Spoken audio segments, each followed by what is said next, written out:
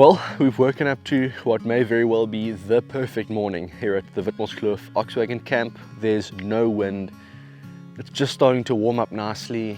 You can hear the birds chirping. We actually heard some monkeys chattering in the distance when I woke up this morning. But unfortunately, Nicole's not feeling too well, which kind of takes any of the monkey and baboon hunting off the cards for this morning because it's impossible to film that solo. But what we're going to do is, while Nicole's resting up here at the camp, we're going to take a drive up the valley. We're going to find a nice cliff to park off at. We're going to get the impact out and maybe even the DRS, and we're going to set up and see if we can get a couple dassies. This is the perfect weather for dassie hunting with air rifles, and that's something that we can do solo. So let's finish up our coffee and let's head out and let's do some stuff.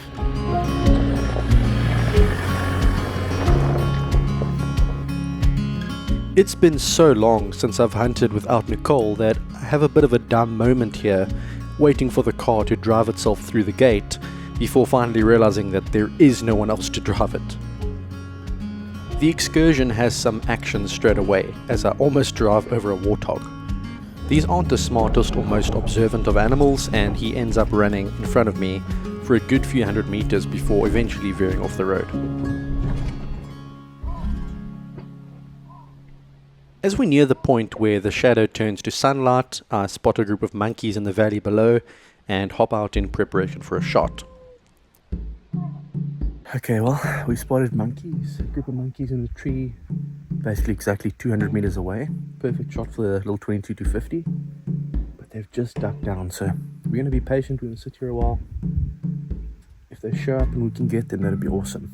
Conditions are just perfect. It'd be so easy for this rifle to drop those monkeys. So they just need to show me a little bit of their head and they're gone. Let's just be patient. I can hear baboons barking. I don't know if you can hear them right at the top of that hill there behind me. But that's probably a good sort of 800 meters to a kilometer away. So that would require a bit more time and energy, and it would be more of a luck shot, whereas the monkeys are basically guaranteed if we get one. So I don't want to rip a shot off at a baboon and we lose our chance on the monkeys.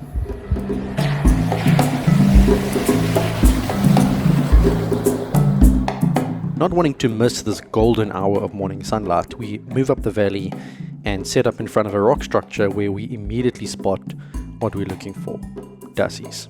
They're about 200 meters away, and this would have been an easy shot for the 22-50, but with dassies being meat animals and therefore someone's potential dinner, we don't want to blow them to oblivion, and so it'll have to be the air gun or nothing. Well, here we go. Let's give this a try. This gun is ice cold. It's been in the car overnight and it was freezing last night, so I don't know what effect that will have on our velocity or point of impact, but if we don't try, we'll never know. This is a long shot, so I want to make sure that I have zero cant error whatsoever. Okay, we've got a number of dassies up there. We're going to dial 7.2 mils for 198 meters, and we're actually going to probably zoom into about 20 times, and let's just see what we do, see what happens. I think that's pretty level.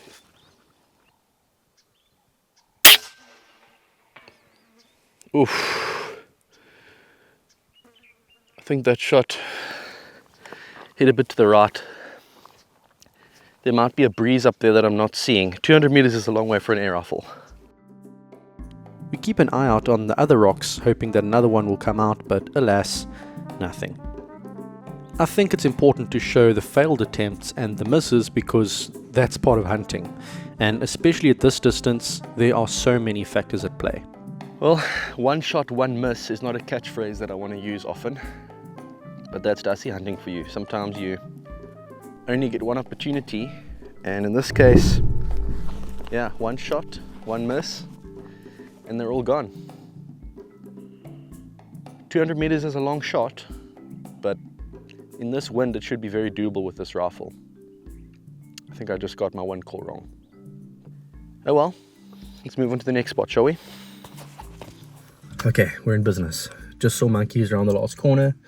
I didn't want to stop right next to them because then they would get a fright and move off. So we've gone just up the road, we've pulled off, and we're going to take a walk back that way with a 22-50 and a tripod and hopefully be able to smash one or two of them. Fingers crossed. Wish me luck. Monkey hunting is usually fast and frantic, as you're going to see later on in this video, so stick around, but on the odd occasion it can be a patience game, and in this case I'm waiting and hoping that a naughty grey face will emerge from the top of a tree and allow me to send a bullet towards it. The tripod will allow me to be precise out to hundreds of meters if I need to be, but the only movement that I see is another warthog making its way through the valley. They're in this bush somewhere, down there. Lots of them. But that's the problem with monkey hunting. They're probably just watching me from deep inside a bush. And there's nothing I can do to get them out. The only thing that'll bring them out is curiosity. So I think I just have to be patient. The best thing that could happen is if they start running up this cliff, because there's no shelter for them there, and I can just keep smashing them off the rocks. The last time I came out here, that's what I did. They came up these rocks and I just absolutely smoked them. It was in fact at this exact spot where I ambushed a group of monkeys a little over a year ago with my 260 and managed to drop quite a few. It's possible that this may even be the exact same group, and they don't forget things easily, so they're unlikely to make the same tactical error twice.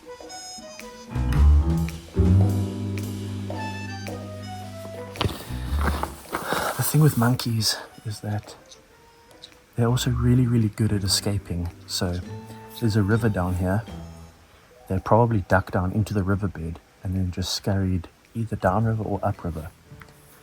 So you can't just look for them where you last saw them or where you think they're going to go. They could be somewhere totally different. And if you want to find them, you've got to look everywhere. And if they don't want to be found, you just won't find them. And that's how it's been here today. Thankfully, we're coming back this way a bit later, so maybe, with some luck, they'll still be here a bit later. Thing is, down here in the valley, it's just too thick. They disappear in this bush. We actually need to catch them on a hillside. If you catch them on a hillside, then there's nowhere for them to go. You just get on them and you shoot. Anyway, outsmarted. Just keep moving. That's another victory for Team Monkey and another defeat for Matt. I know this episode has been a little bit slow moving so far. You are welcome to skip ahead to the action using the chapters, but this build-up makes our later success so much sweeter. It'll be worth the wait, trust me.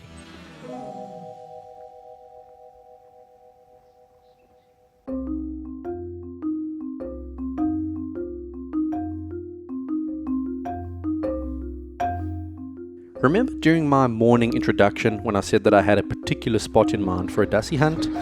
Well, that's where we're heading now, and it may be one of my favorite spots on the whole property. It's a narrow valley surrounded by rocks on all sides and with a stream running right through it. Basically, it's the perfect place to start a family if you're a Dussie.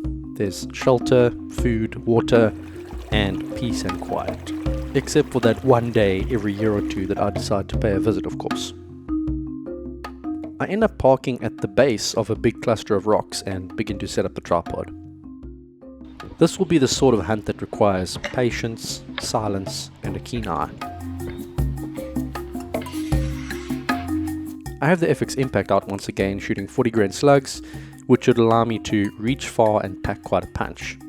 I'll be glassing with the Helix HD binoculars, and to help me obtain a range and a firing solution without losing my sight picture, I've got the new Element rangefinder module mounted to the scope.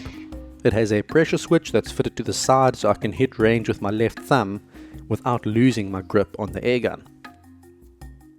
With everything set up, all that's left to do is to watch and wait.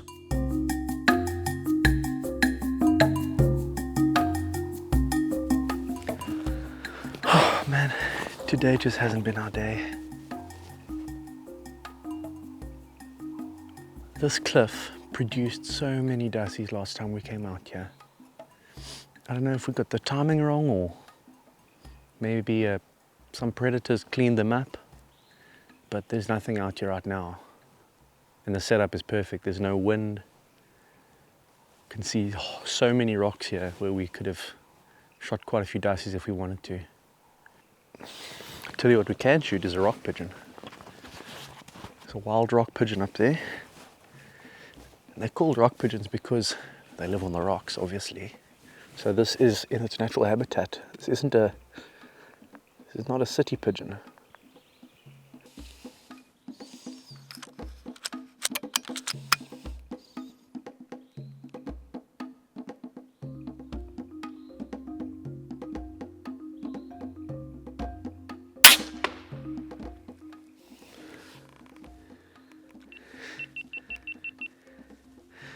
So, not completely fruitless.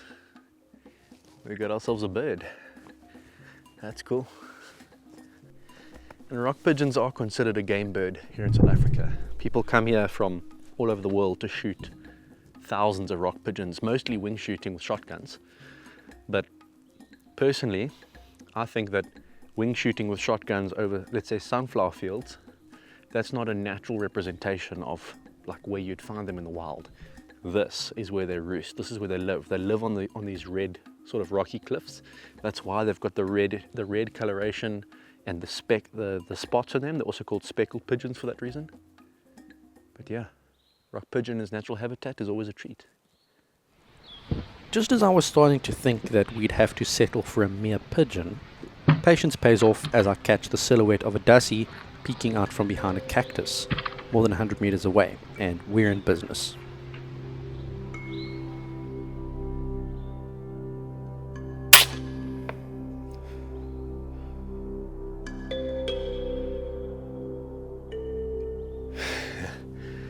Yes. 118 meters. 2 mils of elevation. You must remember we had a very steep incline, so like 60, 70, 80 meters you're still holding under or holding on, even the 50 meter zero. So 118 is basically 120 meters. That's what we came for, guys.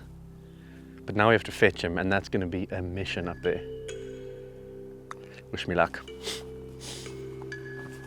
So for some perspective, that's where he was there, next to that cactus. And if we zoom out, it's quite a long shot. From down at my shooting position, you almost get the mistaken impression that this is just a wall of rocks, but it's actually so three-dimensional, with countless holes and places to hide that are not even visible from where I stand. This just shows once again why patience and the willingness to just watch the rocks keenly is so important, and also shows how useless it would be to come here without a ballistic rangefinder that can't factor in the incline angle. The dassie emerges quite a distance away to my right, and once again I prepare myself for a shot.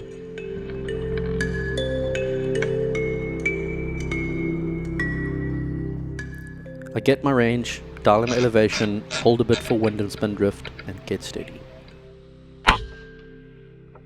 Oh, just low. My wind hold is perfect, but once again the shot lands a little low. I probably need to check my velocity or my atmospherics. Thankfully this is something that's easy to correct for. It's just a couple pushes of a button on the Element Ballistics app and send the profile over again. The next dassie is not so lucky. My first shot gets pushed just to the right, but I hold a little more for the second and drop him on the spot. 102 meters. Normally that would be a little over 2 mils, but because of the steep angle here, we're looking at 1.2 mils. That's why it's really important to have a rangefinder or ballistic solver that takes your incline angle into account. And that's why I've given up on turret tape and range cards long ago. They're just, for stuff like this, we're shooting uphill and downhill, are a complete waste of time. Seems like the key has just been to be patient and to keep glassing, because these things are so difficult to see. They blend in so well with the rocks. And if you're not patient and you don't glass and you don't take your time and wait, you're just never going to see them. But yeah, I'd say we're starting to get some good success now. I'll wait here a bit longer. The sun is starting to get really hot, so don't want to be here forever, but we're starting to enjoy it now. What's nice about having a fridge in the back of your truck? Snacks, cold drinks. I think a Steri Stumpy will do, and maybe a apricot yogurt for lunch should do the trick.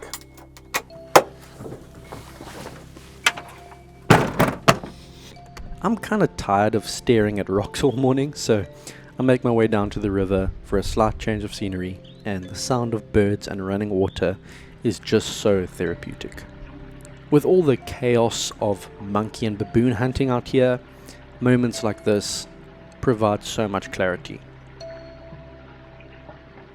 You know what? I don't even remember the last time I did a solo hunt. It must have been like COVID time, like 3 or 4 years ago, 5 years ago maybe. It has its challenges, like filming this stuff by myself is really difficult. In fact, if we didn't have the scope cam, it would be physically impossible. But although it might reduce the number of stuff we can shoot, I'm really enjoying this experience today. Obviously I want Nicole to get better and be able to join me again, but just the quiet, to be able to just sit here and hear nothing but the sound of running water, the sound of birds, it's kind of special. It makes me kind of just remember why I do this. I think we should probably head back to camp soon and just check on Nicole, see how she's doing. If she's feeling better, we'll probably go to the neighbor's farm and see if we can get some monkeys down there. But yeah, this has been a cool experience, and I'm glad we did manage to get some dussies down, because otherwise, yeah, it would have been a little bit fruitless. But been fun. Let's head back.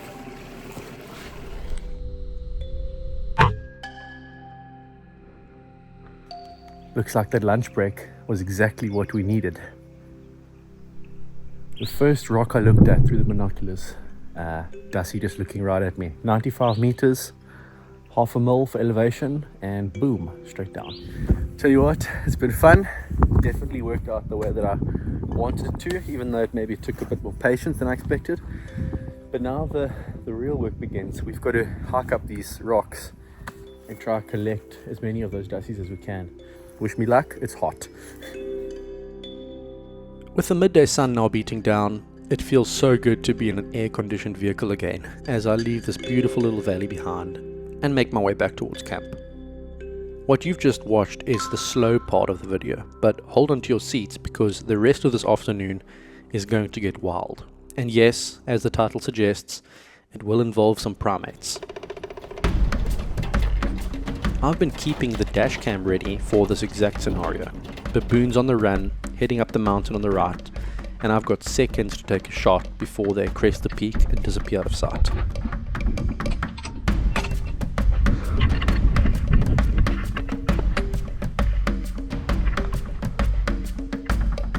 Whoa!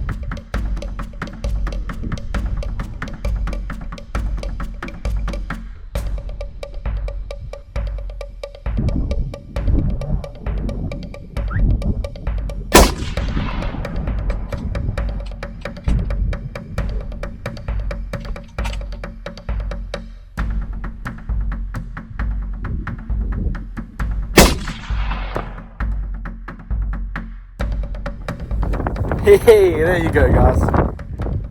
Baboon down. Took me, I think, 2 shots. First shot probably just clipped him. Second shot absolutely smashed him. I actually thought it was a bit further. I didn't have time to range, but when I ranged afterwards, it's only 200 meters. So yeah, 200 meters would be 3 clicks for elevation. I think I maybe held a little bit high, maybe. I would like to go fetch him, but that hill is quite far and I have no idea where he is. I only ever really saw him through the scope, which is quite a narrow field of view, and I just blitzed him, but I have no idea where he fell. So it would take us all day to find him, and I really need to get back to Nicole. But it's not like people eat baboons. It's not a game animal. This is purely pest control. So normally with baboons and monkeys, we don't fetch the carcasses. A lot of people ask us that. We would give them to farm workers or whoever wanted to eat them, if people did want to eat them, but nobody wants to eat a baboon.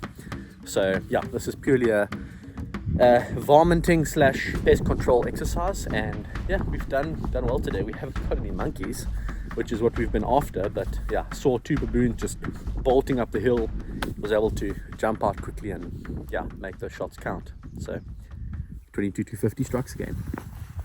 This flat archer rail here and the sort of barricade stop there in the magazine, really nice for shooting off a bag.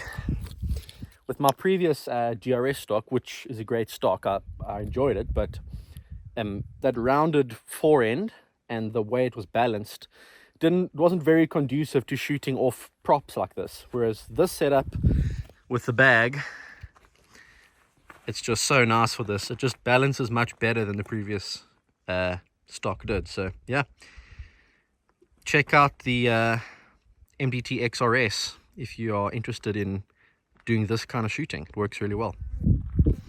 Just to demonstrate my point of how stable this position is, I take a shot at a rock at 200 meters off the bag and it lands exactly where I aim.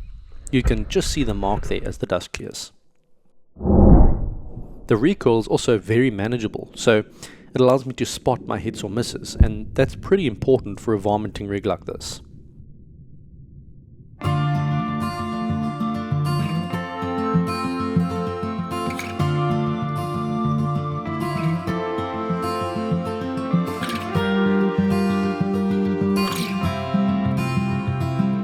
Unfortunately, Nicole is still feeling horrible, so we're gonna let her rest. We just had a quick lunch, and the plan is now to go out and search for monkeys.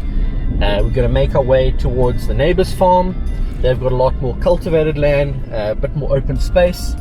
So open space means further shots. Further shots means, generally speaking, we're gonna probably and hopefully have a bit more time to set up. So, which is needed because I have to drive and I have to film and I have to shoot. So wish me luck, but we're going to give it a bash, see how it goes. In the previous episode, we'd managed to smash 3 monkeys in quick succession in an open field next to a river, and that was 3 monkeys out of a troop probably numbering 20 to 30, so I know that there was still plenty more in the area. Arriving at the edge of the same field, I spot the troop out in the open about 800 meters away, and once again we make a plan to get a bit closer.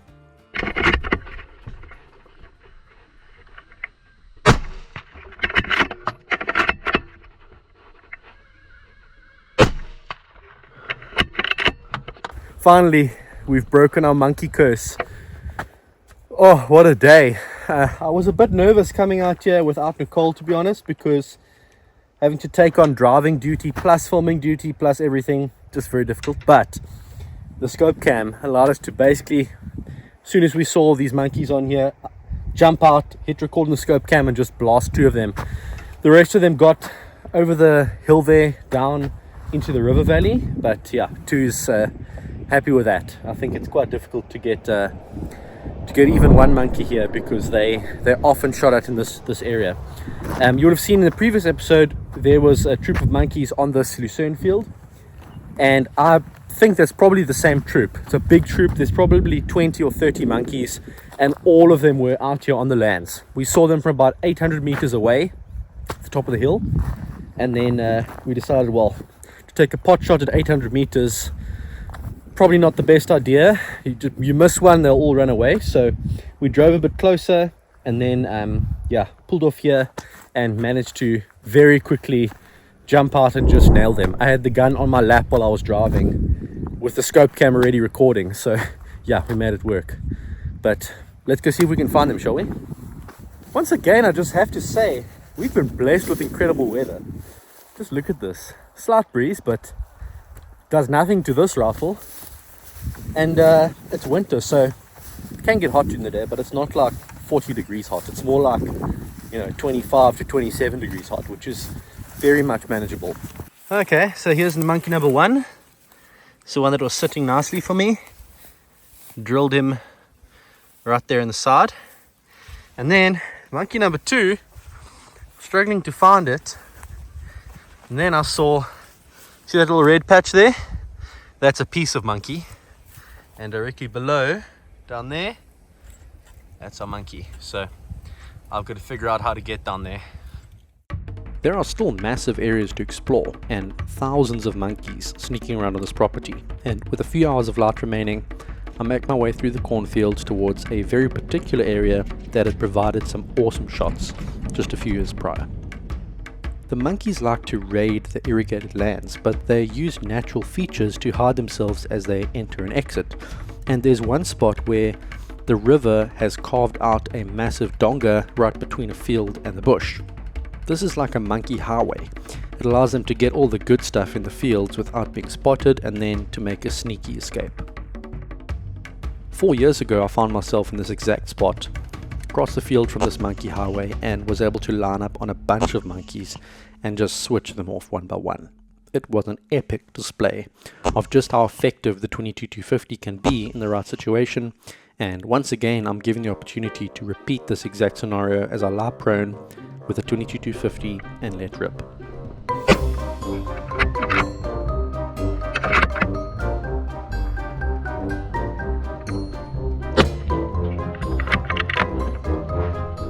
I actually thought that I'd hit this first monkey, which is why I didn't adjust my hold for the second, but it's a poor start as the strong right to left wind just barely pushes both shots off target. From here they disappear from my view for a while as they climb down into their escape route. I thought I'd really screwed up at this point, but they make the critical mistake of climbing up and out the other side and running along the ridge, obviously completely oblivious to where the shots were coming from, and I'm able to do some damage.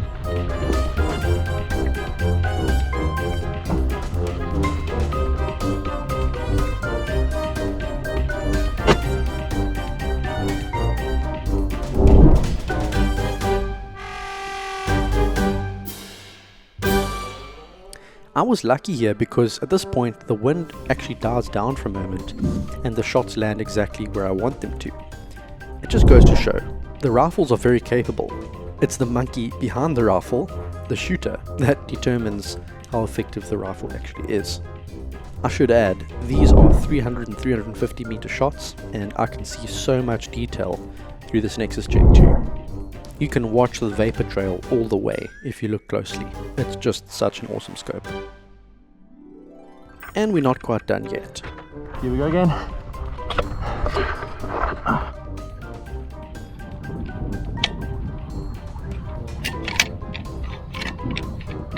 No!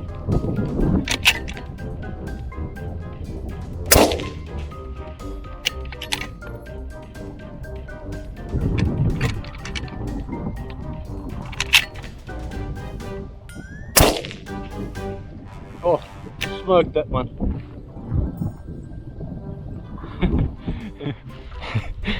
Let's quickly get a distance there. 346 meters.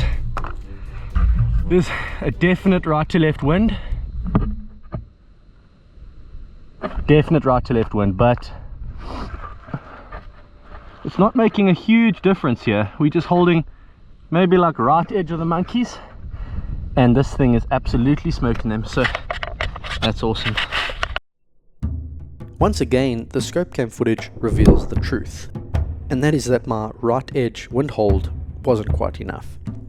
I was fooled by the fact that my previous two shots connected, but as the wind picks up again, the bullet is pushed to the left on both of these occasions. I can't help but to chuckle at this little guy yeeting himself out of the tree like a flying squirrel. That is why we made the effort to come all the way out here. Just a hail of bullets. That's the only word to describe it. A hail of bullets. I know there was one standing up from this field over here, but I'm not sure if I hit that one or missed that one. I don't recall hearing the thud. The rest were all sort of either up in these trees here or across the river, across the valley, up on that ridge. And as you can see here, there's a proper gorge through here, and they're all on that ridge on the other side. So there's no way for me to actually get there without taking a different road around the back. Whew.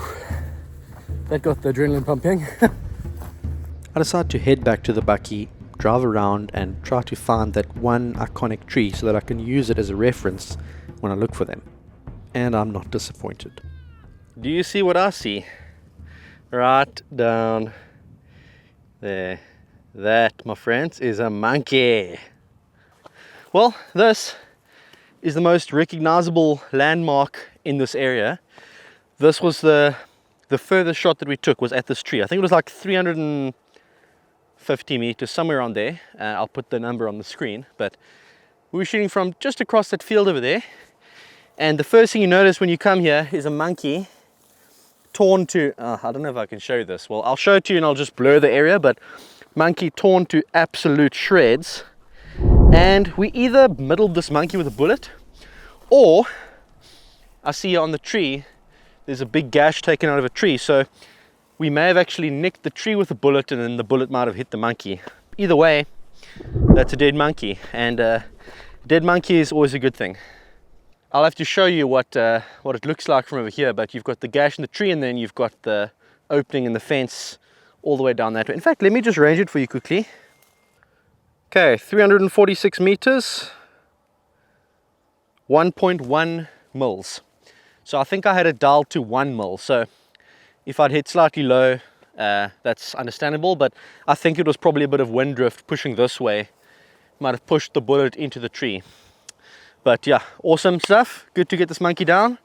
And I'm going to quickly take a walk along this ridge because I think I got a few more along this ridge here. And we got another one, my friends. Probably like 40 meters from that tree. So a little bit closer. And this one we got right there to the dome. Not pretty, but very effective.